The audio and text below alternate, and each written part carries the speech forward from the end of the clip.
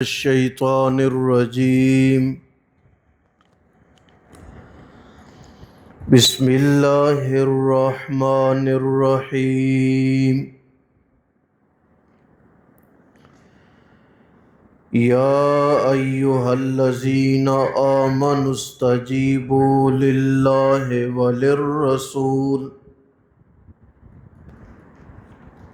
اذا دعاکم لما یحییکم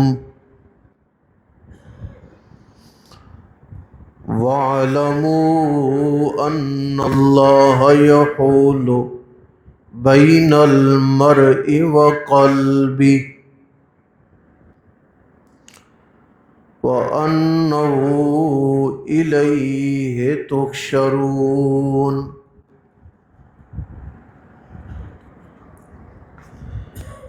یا ایھا الذین، اے لوگو،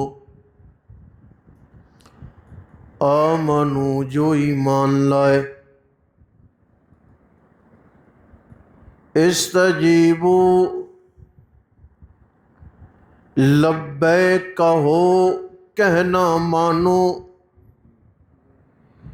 للہ اللہ تعالی کا، وللرسول اور رسول کا، اذا دعاکم، جب وہ بلائیں تمہیں، لما یحییکم، اس چیز کی جانب جو زندگی بخشتی ہے تمہیں،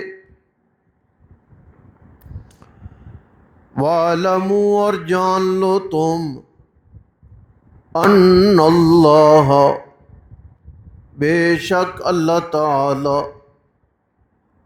یحول، حائل ہیں، آڑ ہیں، بین المرء وقلبہ، بندے اور اس کے دل کے درمیان، وَأَنَّهُ، اور بے شک الیہ، اسی کی جانب تم جمع کیے جاؤ گے۔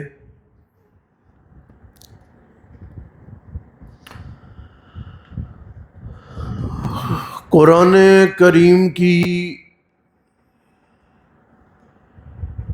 یہ آیت مبارکہ بھی انسانی تنبیہ کے لیے کافی و شافی ہے۔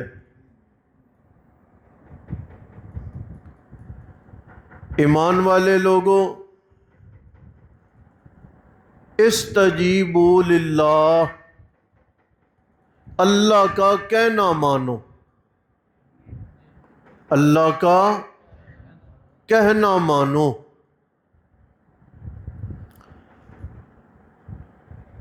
لبیک کہہ دو۔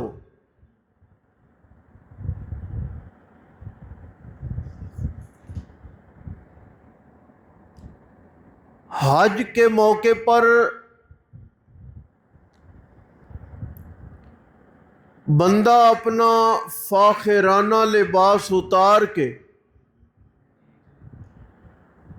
دو چادریں اپنا جسم ڈھانپنے کے لیے استعمال کر کے، کوئی خوشبو نہیں، کوئی مہنگا جوتا نہیں، کوئی سر پہ دستار، پگڑی اور کوئی کیپ نہیں، بلکہ وہ آدمی جس کے آگے پیچھے جوتیاں سیدھی کرنے والے لوگ ہوتے تھے، رش میں دھکے کھا کے اپنے غصے پہ کنٹرول کر کے کہتا ہے لبیک،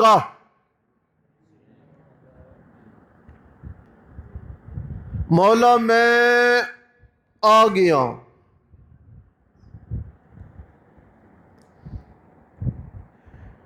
اور میں اپنے گھر میں معطر رہنے والا، میرے آگے پیچھے گاڑیوں کے قافلے، میرے لیے روڈ بند، میرے لیے راستے کھلے، اپنی طبیعت کو مار کے اس رش میں قیمتی لباس اتار کے 2 چادروں میں آ گیا ہوں۔ تو نے کہا نا یہ بال بھی سر کے گئے مولا، میں نے انہیں رکھنے میں بڑی محنت کی تھی، بڑا بن سنور کے رہتا تھا۔ تو نے کہا نہیں لگانی خوشبو، میں نے کہا نہیں لگاؤں گا۔ تو نے کہا بال ختم، میں نے کہا ختم۔ آپ نے کہا کہ سلا لباس نہیں، میں نے کہا نہیں۔ فرمایا استجیبو، اس طرح کہنا مانو میرا۔ نہیں سمجھ آ رہی؟ اور حج کے موقع پہ اپنی تمام تر مرضی اور خواہشات کو ترک کر دیتے ہو نا، اس طرح میرا کہنا مانو، اور صرف میرا نہیں وَلِلرَّسُولِ، میرے نبی کا کہنا مانو۔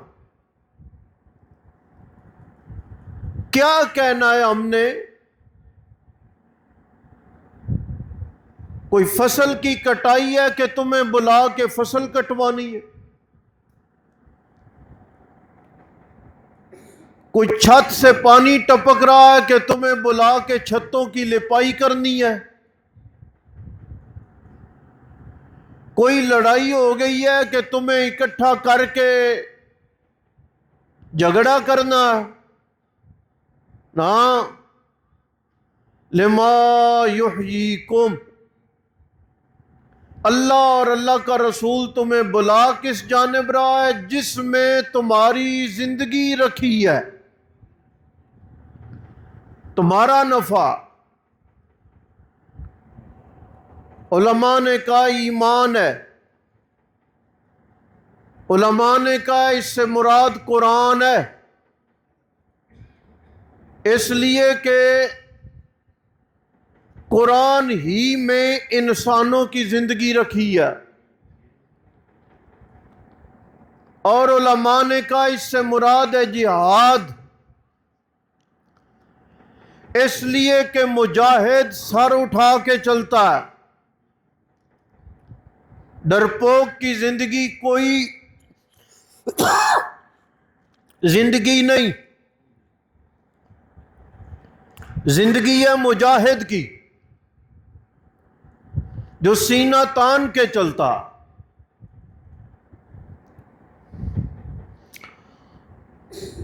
حدیث پاک میں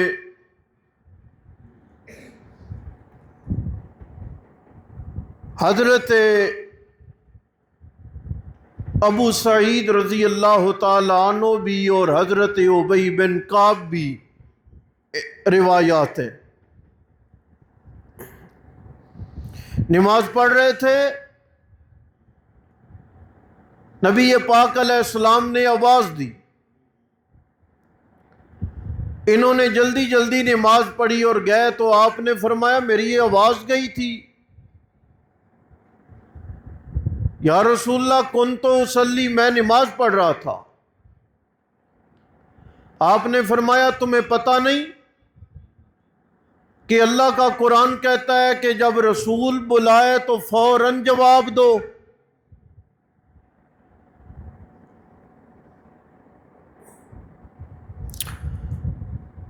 اگلا جملہ عجیب ہے، وہ یہ وَاعْلَمُوا أَنَّ اللَّهَ يَحُولُ بَيْنَ الْمَرْءِ وَقَلْبِهِ، جان لو تم اللہ تعالیٰ بندے اور اس کے دل کے درمیان میں ہے، آڑ ہے، حائل ہے۔ کئی مطالب بیان فرمائے مفسرین کرام نے، یہ معنی بھی ہے، یہ معنی بھی ہے، یہ معنی بھی ہے۔ کسی نے کہا کہ النکت میں امام ماوردی رحمۃ اللہ علیہ نے فرمایا کہ 7 مطلب ہیں اس بات کے کہ اللہ بندے اور بندے کے دل کے درمیان آڑ ہیں اور حائل ہیں۔ لیکن ایک بات عرض کروں، وہ یہ ہے، وہ کہ اللہ فرماتے ہیں میرا بندہ، میں اللہ سب سے زیادہ تیرے قریب ہوں۔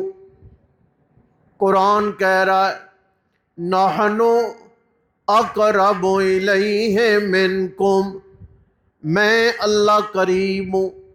دوسرا مقام ہے نحن اقرب الیہ من حبل الورید، یہ جو رگ جان ہے یہ بھی اتنا تمہارے قریب نہیں ہے جتنا میں پروردگار عالم تمہارے قریب ہوں۔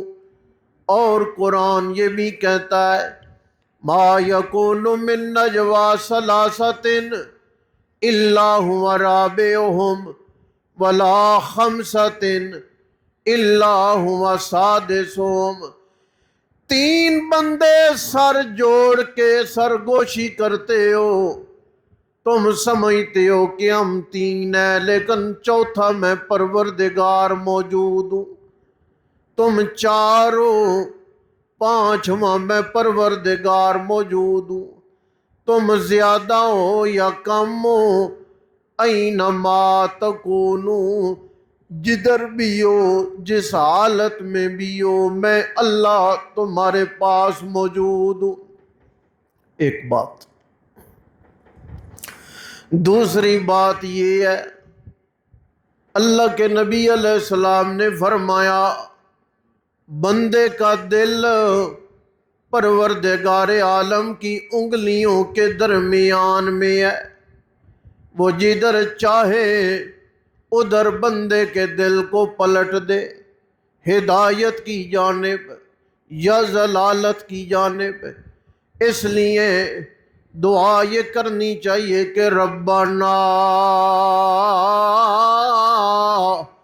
لا تزغ قلوبنا بعد اذ ہدیتنا وہب لنا من لدنک رحمہ انک انت الوہاب۔ اے میرے پاک پروردگار، لا تزغ قلوبنا، ہمارے دلوں میں ٹیڑھا پن نہ ڈالنا۔ اے میرے مولا، ہمارا جو دل ہے اسے دین پر ثابت قدم رکھنا۔ اللہ کے پاک پیغمبر علیہ السلام نے یہ دعا سکھائی ہے، ثبت، اے میرے مولا یہ جو میرا دل ہے اس کو ثابت قدم رکھا لا دین کا، اپنے دین پر۔ اللہ فرماتے میرا بندہ، جس وقت تیرے دل میں نیکی کا خیال پیدا ہو فوراً نیکی کیا کر، دیر نہ کر، کیونکہ تیرا دل میں اللہ کریم کی انگلیوں کے درمیان ہے۔ ایسا نہ ہو کہ میں اللہ کی طرف سے تمہیں بلایا جائے، جواب دینے میں تو دیر کرے، میں اللہ ناراض ہو کہ تیرا دل رحمت سے پھیر کے زحمت کی جانب کر دوں۔ سمجھ آ رہی؟ لہٰذا جب اللہ اکبر ہو گئی ہے، سارے کام کاج چھوڑ کے اللہ کریم کے حکم کی پابندی کریں اور اس کی آواز پر لبیک کہتے ہوئے چل پڑے۔ کیوں ممکن ہے دیر ہو جائے تو یہ دیر اور سستی اللہ کریم کی کہیں ناراضگی کا سبب نہ بن جائے۔ اور یہ دعا بھی آپ یاد رکھ لیں، ربنا لا تزغ قلوبنا بعد اذ ہدیتنا وہب لنا من لدنک رحمہ انک انت الوہاب۔ یہ قرآن کریم کی دعاؤں میں قیمتی ترین دعائیں ہیں قرآن کریم کی، یہ ان دعاؤں میں ایک دعا یہ بھی ہے۔ اسے یاد بھی کریں اور اسے اپنے روزانہ کے معمولات میں شامل بھی کریں۔ اے اللہ ہمارے دلوں کو ٹیڑھا نہ کرنا۔ سمجھ آ گئی؟ دیکھیں،